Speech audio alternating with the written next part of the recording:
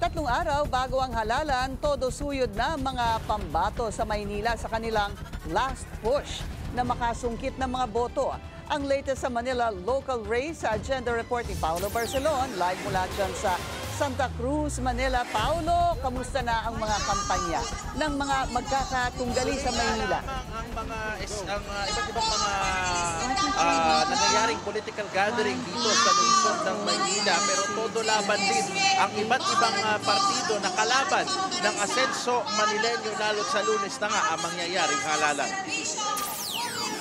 Hapilan Tondo, dumaan kagabi ang kampanya ni Sam Verzosa kung saan kasama pa niya ang kanyang girlfriend na si Rian Ramos. Dito, kinarana nila ang mga taga-Tondong nais nilang suyuin at nangakong magdadala ng bagong pag-asa para sa mga taga-Maynila. Kung ako'y naging mayor, mas marami akong pwedeng mabigat. Gamit ang boto ng Maynila, ididiretso ko yun sa inyo mga Manila. Tama!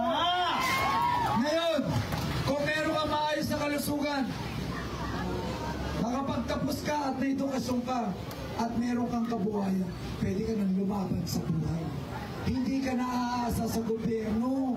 Sa di kalayuan, sa Zaragoza, malapit sa Pantalan, ang Asenso Manileño ginawa ang kanilang meeting de avance kagabi. Isang palaban na re-electionist Mayor Honey Lacuna ang narinig ng mga taga-Tondo. Patunay na hindi basta-basta na lang magpapasindak ang tinaguriang door-to-door doktora. Tuloy-tuloy ang mga benepisyo ng mga naghahanap ng trabaho.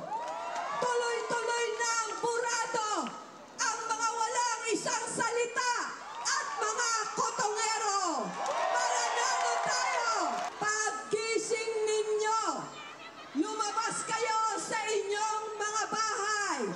Ikutin ninyo ang inyong mga barangay. Kausapin, isa-isahin, kumbinsihin ang inyong pamilya, ang inyong kaibigan, ang inyong kapitbahay, kahit ang inyong kaaway, lahat kausapin ninyo.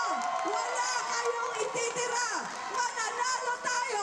Ngayong gabi, District 3 at 4 ang target na suyuin naman ng Asenso Manileño. Si Yorme Isko naman tila nagbiro sa social media. Sa City Hall na daw ba mag-aabang ng puting usok sa Lunes? Yan ay matapos na madalaw siya muli ng isa pang national candidate, si Las Piñas Representative Camille Villar, na iniendorso rin ng Yorme's Choice. Si Villar ay isa lamang sa tatlong mga iniendorso ni Dumagoso sa Maynila, kabilang sina re-electionist Senator Francis Tolentino at Sagip Party List Representative Rodante Marcoleta.